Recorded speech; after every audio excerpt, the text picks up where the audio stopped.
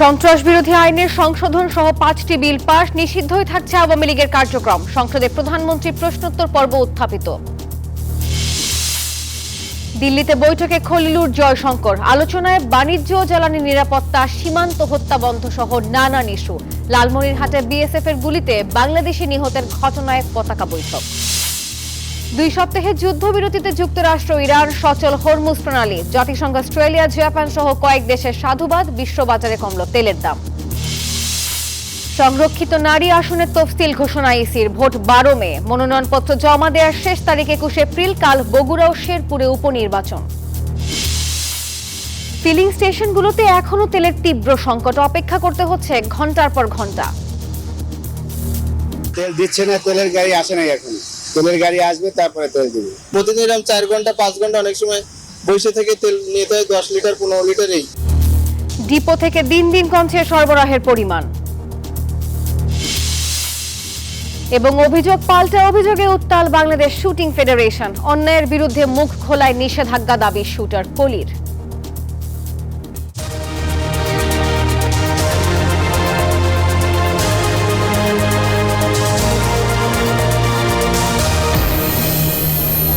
স্বাগত নিউজ 24 সংবাদে। পুরো সংবাদে আপনাদের সাথে আছি আমি নাফিসা হক। দেখছিলেন বিআরবি কেবল। সংবাদ শিরোনামগুলো। নিষিদ্ধ ঘোষিত কোনো সংগঠন কিংবা সত্তার যাবতীয় কার্যক্রম সহ অনলাইন প্রচারণা, প্রেস বিবৃতি এবং সভা সমাবেশ নিষিদ্ধ করার বিধান রেখে সংসদে সন্ত্রাস বিরোধী সংশোধন বিল 2026 সর্বসম্মতিক্রমে সংসদে পাশ হয়েছে। এর ফলে আওয়ামী লীগের কার্যক্রম নিষিদ্ধই থাকছে। দুপুরে জাতীয় সংসদের প্রথম অধিবেশনে স্বরাষ্ট্রমন্ত্রী সালাউদ্দিন আহমেদ বিলটি উত্থাপন করলে সরকারি দল ও বিরোধী দলের সদস্যদের কণ্ঠভোটে পাশ হয়। সংশোধিত আইন অনুযায়ী সরকার কেবল কোনো সত্তাকে নিষিদ্ধ বা তালিকাভুক্ত করাই নয়, বরং ওই সত্তার যাবতীয় কার্যক্রমও নিষিদ্ধ ঘোষণা করতে পারবে। অন্তর্বর্তীকালীন সরকারের সময়ে এই সংক্রান্ত একটি অধ্যাদেশ জারি করা হয়েছিল, যা এখন বিলে রূপান্তরের মাধ্যমে স্থায়ী আইনে পরিণত করা হলো। এদিকে জাতীয় সংসদে সরকারি হিসাব নিরীক্ষা, মৎস্য সুরক্ষা ও সংরক্ষণ সংশোধন, শেখ হাসিনা পল্লী উন্নয়ন একাডেমি, জামালপুর পানি সরবরাহ ও পয় নিষ্কাশন কর্তৃপক্ষ সংশোধন বিল সংসদে সর্বসম্মতভাবে পাশ হয়। এই বিলটা হলো একটি গণহত্যাকারী সন্ত্রাসী সংগঠনের নিষিদ্ধকরণ সংক্রান্ত একটা অ্যামেন্ডমেন্ট। আগের যে আইন ছিল সন্ত্রাস বিরোধী আইন, সেটা অ্যামেন্ডমেন্টের জন্য। মানে বিরোধী দলীয় নেতা নিশ্চয়ই স্মরণে থাকার কথা, ওনারা এবং এনসিপির বন্ধুরা সবাই মিলে এটা আন্দোলন করেছিলেন। সেই আন্দোলনের প্রেক্ষিতে এটা মোটামুটি বাংলাদেশে একটা জনমত সৃষ্টি হয়েছিল। সেই প্রেক্ষিতে তাদের কার্যক্রম নিষিদ্ধ করা হয়েছে সন্ত্রাস বিরোধী আইনে, এবং অ্যাকর্ডিংলি সেটা নির্বাচন কমিশনে তাদের রেজিস্ট্রেশনটাও সাসপেন্ডেড হয়ে আছে। এবং এখানে এই আইনের বলে পরবর্তীতে আর্টিকেল 47 অনুসারে সংবিধানের আইসিটি অ্যাক্টেও পরিবর্তন এনে সংগঠনের বিচারের জন্য সেই আইনটাও সংশোধন করা হয়েছে। গুণগত, জীবনমুখী, অন্তর্ভুক্তিমূলক শিক্ষা ব্যবস্থা গড়ে তুলতে সরকার বদ্ধপরিকর বলে জানিয়েছেন প্রধানমন্ত্রী তারেক রহমান।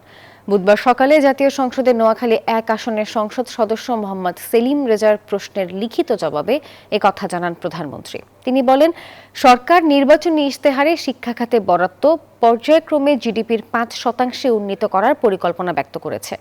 এর আগে প্রধানমন্ত্রী প্রশ্নোত্তর টেবিলে উত্থাপিত হয়। অধিবেশনে সভাপতিত্ব করেন স্পিকার হাফিজউদ্দিন আহমেদ। দ্বিপাক্ষিক সম্পর্ক জোরদার ও বাণিজ্যিক সহযোগিতা বৃদ্ধির বার্তা নিয়ে দিল্লির হায়দ্রাবাদ হাউসে দুপুর 1টায় ভারতের পররাষ্ট্রমন্ত্রী এস জয়শঙ্করের সঙ্গে বৈঠক করছেন পররাষ্ট্রমন্ত্রী খলিলুর রহমান। আলোচনায় গুরুত্ব পেতে পারে গঙ্গা পানি বন্টন চুক্তির নবায়ন, ভিসা প্রক্রিয়া সহজীকরণ এবং জ্বালানি খাতে সহযোগিতা বৃদ্ধি, বিশেষ করে ডিজেল আমদানির মতো গুরুত্বপূর্ণ বিষয়গুলো। এরপর বিকেল 4:30 ভারতের বাণিজ্য ভবনে বাণিজ্য ও শিল্পমন্ত্রী পীযূষ গোয়েলের সঙ্গে বৈঠক করবেন তিনি। একই দিনে বিকেল 5:30 পেট্রোলিয়াম হরদীপ সিং পুরীর সঙ্গে বৈঠক নির্ধারিত রয়েছে। এর আগে মঙ্গলবার রাতে ভারতের জাতীয় নিরাপত্তা উপদেষ্টা অজিত দোভালের সঙ্গে বৈঠক করেন তিনি। মঙ্গলবার বিকেলে 3 দিনের সফরে দিল্লি বিমানবন্দরে পৌঁছান খলিলুর রহমান। বিএনপি সরকার গঠনের পর এবারই প্রথম দেশটিতে গেলেন পররাষ্ট্রমন্ত্রী। দিল্লি সফর শেষে পররাষ্ট্রমন্ত্রী ডক্টর খলিলুর রহমান মরিশাসের রাজধানী পোর্ট লুইসে অনুষ্ঠেয় ইন্ডিয়ান ওশান কনফারেন্সে যোগ দেবেন। দর্শক, ইতিমধ্যে আপনারা জানেন দিল্লির হায়দ্রাবাদ হাউসে বাংলাদেশ সময় দুপুর 1:30টায় ভারতের পররাষ্ট্রমন্ত্রী এস জয়শঙ্করের সঙ্গে বৈঠকে বসেছেন বাংলাদেশের পররাষ্ট্রমন্ত্রী ডক্টর খলিলুর রহমান। এই বিষয়ে আমরা আরো খবর জানবো। কলকাতা থেকে আমাদের সহকর্মী ভাস্কর সর্দার আমাদের সঙ্গে সরাসরি যুক্ত হবেন। ভাস্কর, জানাবেন আলোচনায় যেসব বিষয় রয়েছে তার মধ্যে অন্যতম হচ্ছে সীমান্ত ইস্যু। তবে এরই মধ্যে লক্ষণীয়, আজও সীমান্তে বিএসএফ এর গুলিতে এক বাংলাদেশি নিহত হয়েছে। এই বিষয়ে দিল্লির পক্ষ থেকে এখনো পর্যন্ত নতুন কোনো পদক্ষেপ নেওয়া হয়েছে কিনা কিংবা হবে কিনা, এই বিষয়ে কোনো তথ্য আপনার কাছে আছে কিনা জানাবেন। রাফিজা, যেমনটা তুমি বললে যে 3 দিনের সফরে তিনি এসছেন এখানে পররাষ্ট্রমন্ত্রী, এবং সব থেকে বড় বিষয় আমাদেরও লক্ষ্য রাখছি যে সীমান্ত হত্যা, এটা কি নিয়ে কথা হচ্ছে। এবং আমরা জানি যে গতকাল যখন ভারতের যিনি নিরাপত্তা উপদেষ্টা অজিত দোভালের সঙ্গে এই বিষয় নিয়ে কথা হয়েছে যে দুই দেশের নিরাপত্তা এবং রাষ্ট্রীয় নিরাপত্তার পাশাপাশি সীমান্ত হত্যা কিভাবে বন্ধ করা যায়, এটা নিয়ে যেমনি গতকাল কথা হয়েছে। যেমনটা বললে যে দিল্লির হায়দ্রাবাদ হাউসে আজকে এস জয়শঙ্কর অর্থাৎ ভারতের পররাষ্ট্রমন্ত্রীর সাথে বাংলাদেশ পররাষ্ট্রমন্ত্রী ডক্টর খলিলুর রহমান তিনিও বৈঠকে বসেছেন, এবং সেই বৈঠকেও কিন্তু সীমান্ত হত্যার বিষয়টা কিন্তু গুরুত্ব পাবে বলে আমরা জানতে পারছি। এবং এর পাশাপাশি যেটা বললে যে যেখানে একটি বাংলাদেশে নির্বাচিত সরকার এসছে, সেই নির্বাচিত সরকারের সাথে ভারতের সঙ্গে সম্পর্ক কতটা আরো উন্নতি হবে, ব্যবসায়িক বিষয়টা উঠে আসবে আজকে, যে দুই দেশের ব্যবসা কিভাবে বৃদ্ধি পেতে পারে। এবং এই বছরই কিন্তু গঙ্গার যে পানি চুক্তি, সেটাও কিন্তু এই বছরই শেষ হচ্ছে। 2026 সালে সেটা কিভাবে আবার নবায়ন করা যায়, সেই প্রসেসটা নিয়েও কিন্তু কথা হবে। এবং এর পাশাপাশি যেটা আমরা জানতে পারছি যে বহু প্রতীক্ষিত তিস্তা চুক্তি এইবারে হবে কিনা, সেই বিষয়টাও কিন্তু সামনে আসছে মিটিং এ। এবং এই ভারতের পররাষ্ট্রমন্ত্রী জয়শঙ্করের সঙ্গে মিটিং শেষ করার পর ডক্টর খলিলুর রহমান তিনি কিন্তু কেন্দ্রীয় যিনি পেট্রোলিয়াম মিনিস্টার আছেন অর্থাৎ হরদীপ সিং পুরীর সঙ্গে কিন্তু কথা বলবেন বিভিন্ন বিষয় নিয়ে। এবং যেমনটা জানো যে বাংলাদেশে এই মুহূর্তে কিন্তু একটা জ্বালানি সংকট চলছে, সেই জ্বালানি সংকটে কিছুটা হলেও ভারত তার সহযোগিতা পাঠিয়েছে। এই সহযোগিতা আরো কিভাবে বৃদ্ধি করা যায় এবং সেই সহযোগিতা ইতিমধ্যে যাতে জ্বালানি যাতে একটু সংকটটা মোকাবিলা করা যায়, এই বিষয়টা কিন্তু আর কিছুক্ষণ বাদে সেই ভারতীয় পেট্রোলিয়াম মন্ত্রীর সঙ্গে মিটিং এ আসবে। সব মিলিয়ে এই তথ্যই থাকছে আমার কাছে। আর পরে স্টেপ বাই স্টেপ আমরা জানতে পারবো কি হচ্ছে। আগামীকালই তিনি চলে যাবেন মরিশাসে। ভাস্কর, ধন্যবাদ আপনাকে। লালমনিরহাটের পাটগ্রাম সীমান্তে ভারতীয় সীমান্তরক্ষী বাহিনী বিএসএফ এর গুলিতে এক বাংলাদেশি যুবক নিহত হওয়ার ঘটনায় পতাকা বৈঠক হয়েছে। 61 বিজিবি ও ভারতীয় বিএসএফ এর মধ্যে ব্যাটালিয়ন ও সেক্টর কমান্ডার পর্যায়ে বৈঠক অনুষ্ঠিত হয়। উক্ত পতাকা বৈঠকে সীমান্তে এ ধরনের হত্যা কোনোভাবে গ্রহণযোগ্য নয় বলে বিজিবির পক্ষ হতে তীব্র প্রতিবাদ জানানো হয়। এই অনাকাঙ্ক্ষিত মৃত্যুর বিষয়ে বিএসএফ কমান্ড্যান্ট আন্তরিকভাবে দুঃখ প্রকাশ করেছেন। নিহত বাংলাদেশি যুবকের মরদেহ ময়না তদন্ত শেষে বিজিবির হাতে হস্তান্তর করবেন বিএসএফ। এবার ইরান ইসরায়েল যুদ্ধ প্রসঙ্গ। শেষ মুহূর্তে টান উত্তেজনার পর অবশেষে 2 সপ্তাহের যুদ্ধবিরতিতে সম্মত যুক্তরাষ্ট্র এবং ইরান। পাকিস্তানের মধ্যস্থতায় এই চুক্তির পর এখন সবার দৃষ্টি ইসলামাবাদের দিকে। তবে এই যুদ্ধবিরতির পেছনে রয়েছে তেহরানের কঠোর শর্ত আর ওয়াশিংটনের কড়া হুঁশিয়ারি। আলোচনায় প্রাধান্য পাচ্ছে হরমুজ প্রণালীর নিয়ন্ত্রণ এবং মার্কিন সেনা প্রত্যাহারের মতো জটিল বিষয়গুলো। ধ্বংসযজ্ঞের ঠিক আগ মুহূর্তেই দৃশ্যপটে নাটকীয় মোড়। ইরানকে নিশ্চিহ্ন করে দেওয়ার আলটিমেটাম শেষের আগেই এলো যুদ্ধবিরতির ঘোষণা। মঙ্গলবার ট্রুথ সোশ্যালে দেয়া বার্তায় 2 সপ্তাহের এই চুক্তির বিষয়টি নিশ্চিত করেন ডোনাল্ড ট্রাম্প। তবে মার্কিন প্রেসিডেন্টের কড়া শর্ত, হরমুজ প্রণালী দিয়ে অবাধে জাহাজ চলাচলের সুযোগ দেয়া হলেই কেবল ইরানের উপর পূর্বঘোষিত বড় হামলার স্থগিতাদেশ কার্যকর থাকবে। এই চুক্তিকে নিজেদের কূটনৈতিক বিজয় হিসেবে দেখছে ইরান। তবে চরম অবিশ্বাসের কথা জানিয়ে তেহরানের কড়া হুঁশিয়ারি, হাতের আঙ্গুল এখনও ট্রিগারে রয়েছে। শত্রুর সামান্যতম ভুলেই পূর্ণ শক্তি দিয়ে দেয়া হবে জবাব। ইরানের পররাষ্ট্রমন্ত্রী আব্বাস আরাকচি নিশ্চিত করেছেন তাদের সশস্ত্র বাহিনীর সাথে সমন্বয় করে আগামী 2 সপ্তাহ হরমুজ প্রণালী দিয়ে নিরাপদেই চলাচল করতে পারবে জাহাজ।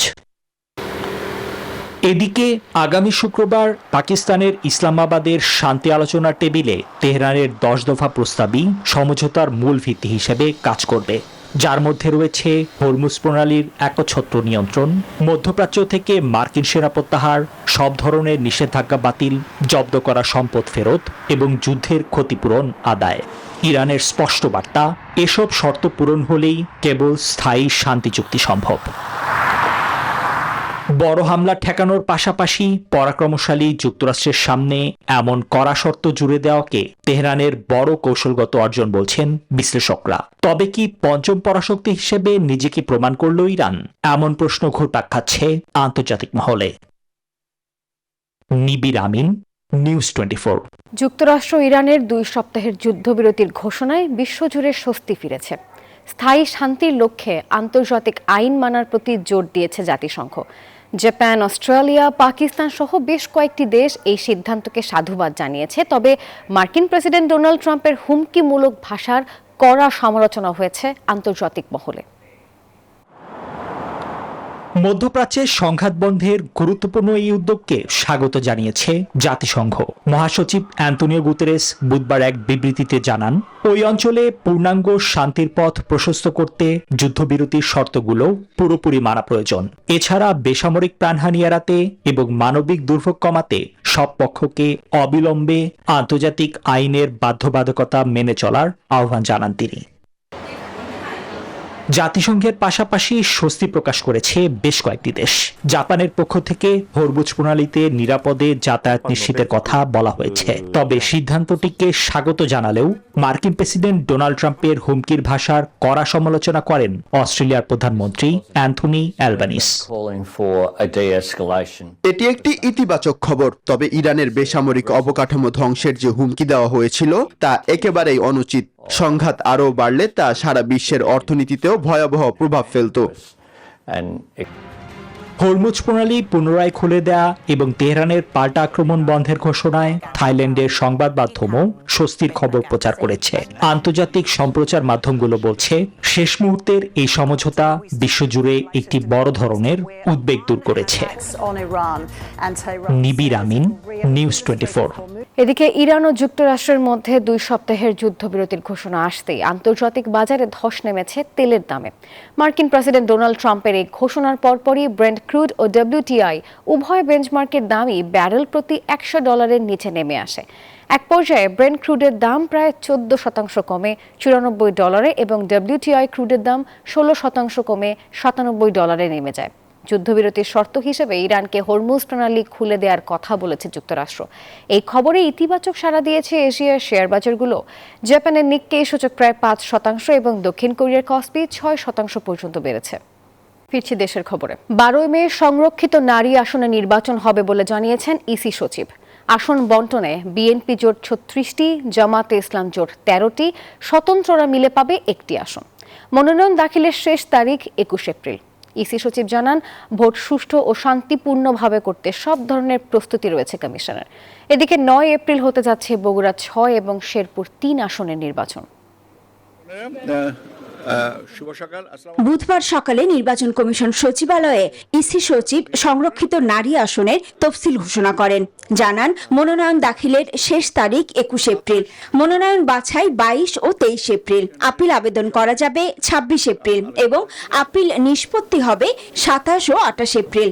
ইসি সচিব জানান, মনোনয়ন প্রত্যাহারের তারিখ 29 এপ্রিল। এছাড়াও 30 এপ্রিল প্রতীক বরাদ্দ হবে বলে জানান ইসি সচিব আক্তার আহমেদ। তিনি আরও জানান, নির্ধারিত সময়সূচি অনুযায়ী সুষ্ঠু ও শান্তিপূর্ণভাবে নির্বাচন সম্পন্ন করতে সব ধরনের প্রস্তুতি নেওয়া হয়েছে। মনোনয়নপত্র দাখিলের শেষ তারিখ হচ্ছে 21 এপ্রিল, এটা মঙ্গলবার। রিটার্নিং অফিসার মনোনয়নপত্র বাছাইয়ের জন্য 22 এবং 23 তারিখ এটা আপনার সময় দিয়েছেন, আমাদের এখানেই এটা হবে। আপিল আবেদন 26 তারিখ, আপিল নিষ্পত্তি 27-28 এপ্রিল। প্রার্থিতা প্রত্যাহারের শেষ তারিখ হচ্ছে আপনার 29 এপ্রিল, প্রতীক বরাদ্দ হবে 30 এপ্রিল আর ভোট গ্রহণ হবে 12 মে। জানান, নির্বাচন কমিশনে সকল কার্যক্রম হবে। একজন রিটার্নিং ও একজন সহকারী রিটার্নিং কর্মকর্তা এবং 4 জন পোলিং এজেন্ট থাকবেন। জনাব মঈনুদ্দিন খান, উনি নির্বাচন ব্যবস্থাপনা 2 অনুবিভাগের দায়িত্বে আছেন, উনি রিটার্নিং অফিসার। আমাদের জনাব মনির হোসেন, উনি আছেন নির্বাচন পরিচালনা অধিশাখার দায়িত্বে, উনি সহকারী রিটার্নিং অফিসার। এবং আমরা 4 জন পোলিং অফিসারকে এই দায়িত্বে নিয়োজিত করেছি। এদিকে 9 এপ্রিল বগুড়া 6 ও শেরপুর 3 আসনের নির্বাচন হতে যাচ্ছে। শেরপুর 3 আসনে প্রার্থী মারা যাওয়ায় এবং বগুড়া 6 আসন তারেক রহমান ছেড়ে দেয়ায় নির্বাচন দুটি করতে হচ্ছে। ভাই বোনেরা, সাফিয়া ইসলাসনা, নিউজ 24, ঢাকা। হামের প্রাদুর্ভাব মোকাবেলায় সরকার সক্ষম বলে জানিয়েছেন স্বাস্থ্যমন্ত্রী সরদার মোহাম্মদ সাখাওয়াত হোসেন। বুধবার সংসদ অধিবেশনে একথা বলেছেন তিনি। আরও বলেছেন, ইউনিসেফ থেকে 419 কোটি টাকার টিকা কেনার প্রক্রিয়া চূড়ান্ত হয়েছে। হামের টিকার কোনো ঘাটতি হবে না। ইউনিসেফের ক্রয় ব্যবস্থার মাধ্যমে সমন্বয় জোরদার করে দ্রুত ভ্যাকসিন সরবরাহ পুনরুদ্ধার করা হচ্ছে। ইউনিসেফের মাধ্যমে 419 কোটি টাকার ভ্যাকসিন ক্রয় প্রক্রিয়া চূড়ান্ত পর্যায়ে রয়েছে। হাম সংক্রমণ নিয়ন্ত্রণের জন্য যথেষ্ট পরিমাণ টিকা আরও আমাদের আছে এবং চেইন রক্ষা করা হচ্ছে। টিকার কোনো ঘাটতি আমাদের ইনশাল্লাহ হবে না। রাজধানীর ফিলিং স্টেশনগুলোতে অব্যাহত রয়েছে জ্বালানি তেলের সংকট। অভিযোগ, ডিজেল, পেট্রোল কিংবা অকটেন পেতে ঘন্টার পর ঘন্টা অপেক্ষা করতে হচ্ছে গ্রাহকদের। পেট্রোল পাম্প সংশ্লিষ্টদের দাবি, বিপিসি নিয়ন্ত্রিত ডিপো থেকে দিন দিন জ্বালানি তেলের সরবরাহের পরিমাণ কমিয়ে দেওয়া হচ্ছে। যানবাহনের লম্বা সারি, তেল পাম্পে দীর্ঘ অপেক্ষা, আর ফিলিং স্টেশনে নেই তেল। এ যেন রাজধানীর পাম্পগুলোর নিয়মিত চিত্র। মধ্যপ্রাচ্যের যুদ্ধের রেশে হিমশিম খাচ্ছে দেশের জ্বালানি তেলের বাজার। ডিজেল কিংবা অকটেন নিতে আসা গ্রাহকরা কেউ 2 ঘন্টা, কেউ বা আবার 4 ঘন্টা অপেক্ষা করছেন পাম্পগুলোর সামনে। সকাল 7টা বাজে রান্না গেছি, এখন তো তেলের কোনো খবর নেই, তেল নাই, তেল আসলে তেল দিচ্ছে না, তেলের গাড়ি আসে নাই এখন। প্রতিদিন মনে করেন এরকম তেলের সিরিয়াল থাকে, 10টা করে তেল দেয়, যাওয়া আসায় তো তেল শেষ হয়ে যায়। স্কুল ডিউটি, অফিস ডিউটি সব মিলাই মনে করেন তেলের ঘাটতি সবার এরকম। এখন এটা তো এখন এলপিজি আর সিএনজি দিতেছে, আর তেলে যারা তেল নিবে তারা সিরিয়াল অনেক দূর পিছনে বসে রয়েছে, তেল আসলে পরে আর দেওয়া শুরু করবে। এদিকে চাহিদার তুলনায় কম সরবরাহ পাওয়ায় হতাশা প্রকাশ করছেন পেট্রোল পাম্প সংশ্লিষ্টরা। 13,500 লিটার অকটেন দেয়, তাই আমরা কুলাইতে পারতেছি না। এখন যদি 9,000 দেয়, সেটা আমরা কিভাবে কুলাবো? হ্যাঁ, এটা আমার হয়তো আমার সন্ধ্যার ভিতরে শেষ হয়ে যাবে। হ্যাঁ, তাই এটা আসলে কাস্টমারকেও আমরা খুশি করতে পারতেছি না, আর কেন এরকম হচ্ছে তাও আমরা বলতে পারতেছি না। সংকট মোকাবেলায় গ্রাহক পর্যায়ে তেল সরবরাহে সরকারকে একটি সুস্পষ্ট নীতিমালা প্রণয়নের আহ্বান সংশ্লিষ্টদের। বদরুল আলম শাওন, নিউজ 24, ঢাকা। রাজধানীর সায়েদাবাদে আন্তজেলা বাস টার্মিনালের পাশে অনুমোদনহীন কাউন্টার উচ্ছেদ করেছে ঢাকা দক্ষিণ সিটি কর্পোরেশন। বুধবার সকালে নির্ধারিত সময়ের প্রায় 3.5 ঘন্টা পর শুরু হওয়া অভিযানে সায়েদাবাদের বাস টার্মিনালের পাশে গোলাপবাগ থেকে জনপদ মোড় পর্যন্ত 2 শতাধিক কাউন্টার সিলগালা করে দেওয়া হয়।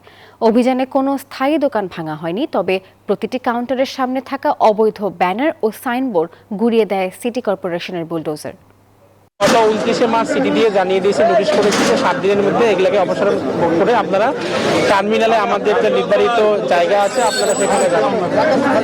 আমাদের সাথে আসলে গতকাল আমরা এই বিষয়ে মিটিং করেছি এবং আজ থেকে আমাদের যে অভিযান সেটা আমরা ইতিমধ্যে শুরু করেছি এবং এটা চলমান। দর্শক, এই মুহূর্তে সমসাময়িক বিষয়ে কথা বলছেন অ্যাটর্নি জেনারেল। আমরা সরাসরি চলে যাচ্ছি সেখানে। বিবেচনা নিষ্পত্তি হবে আপিল বিভাগে। আমার দৃষ্টিতে এবং আমাদের অভিমত হচ্ছে এই রায়টি, অর্থাৎ হাইকোর্ট বিভাগের এই রায়ের কার্যকারিতাটা এখন থেকেই আসছে না। এটা চূড়ান্ত বিবেচনার পরে এই রায়ের কার্যকারিতা আসবে বলে আমি মনে করি। আরেকটা বিষয় খুবই সতর্কভাবে আমাদের খেয়াল রাখতে হবে যে দেখুন, পুরা বিষয়টি কিন্তু আমাদের সুপ্রিম কোর্টের সঙ্গে সম্পর্কিত। কারণ এখানে যে সচিবালয় প্রতিষ্ঠার কথা বলা হয়েছে সেটা হচ্ছে সুপ্রিম কোর্ট সচিবালয়, স্বতন্ত্র সচিবালয়, এবং বিচারটি এবং এটাতে বিচারিক প্রক্রিয়া এবং রায়টি দিয়েছে কিন্তু হাইকোর্ট বিভাগ, সেটা সুপ্রিম কোর্টের অংশ। আমরা এখন যে মামলাটি কিংবা যে আপিলটি আপিল বিভাগের শুনানি করবে সেটাও কিন্তু সুপ্রিম কোর্ট করবে। সুতরাং সুপ্রিম কোর্ট কিন্তু তার নিজস্ব বিষয় বিবেচনা করবে এবং ব্যাপারে তার সিদ্ধান্ত দিবেন। আমাদের প্রত্যাশা থাকবে যে ভবিষ্যতে এই মামলা যখন শুনানি হবে আমরা খুবই প্রত্যাশা করব যে কোনোভাবেই যেন এমন কোনো প্রশ্ন কখনো তৈরি না হয় যে সুপ্রিম কোর্ট তার নিজস্ব ব্যাপারের ক্ষেত্রে এমন সিদ্ধান্ত গ্রহণ করেছেন যে কেউ সেটাকে প্রশ্ন তুলেন। এটা আমাদের প্রত্যাশা থাকবে।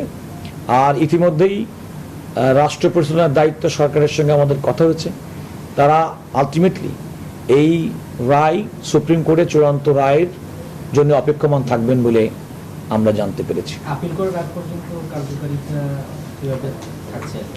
দেখুন, এখানে একটা বিষয়, এই রায়টি, চূড়ান্ত রায়টি প্রকাশিত হয়েছে গতকাল, অর্থাৎ এপ্রিল মাসের 7 তারিখে। এই রায়টি ঘোষিত হয়েছে 2রা সেপ্টেম্বর 2025। যে কোনো রায় যখন ঘোষণা করা হয় তখন কিন্তু তার কার্যকারিতার ডিরেকশনটা যে সময় থেকে ঘোষণা করা হয় তারপর থেকে কার্যকর হয়। অন্তর্বর্তীকালীন সময় আমরা দেখেছি এই রায়ের পরপরই, অর্থাৎ চূড়ান্ত রায়টি প্রকাশিত হওয়ার আগেই একটি অধ্যাদেশ জারি হয়েছে এবং সেই অধ্যাদেশটি বর্তমানে আমাদের জাতীয় সংসদে সেটি বিবেচনাধীন আছেন এবং সুতরাং এই রায়ের পরপরই কিংবা পূর্ণাঙ্গ রায় প্রকাশের আগেই অধ্যাদেশ জারির যে বিষয়টি সেটি হচ্ছে সংসদের কাছে এখন বিবেচ্য রয়েছে। এবং 300 ফিট হিসেবে পরিচিত জুলাই 36 এক্সপ্রেসওয়ে যেন মরণ ফাঁদ। ব্যাটারি চালিত অটোরিকশার অবাধ চলাচলের জন্য প্রায় প্রতিদিনই ঘটছে দুর্ঘটনা, আর এইসব দুর্ঘটনায় প্রাণ হারাচ্ছেন নিরীহ যাত্রীরা। আর শুধু তাই নয়, নান্দনিকতা আর গতির এই সড়কে প্রতিবন্ধকতা সৃষ্টি করছে অবৈধ এই বাহন। নিষিদ্ধ এসব অটোরিকশা বন্ধে হিমশিম খাচ্ছে পুলিশ। বিস্তারিত নাইমাল জিকোর রিপোর্টে।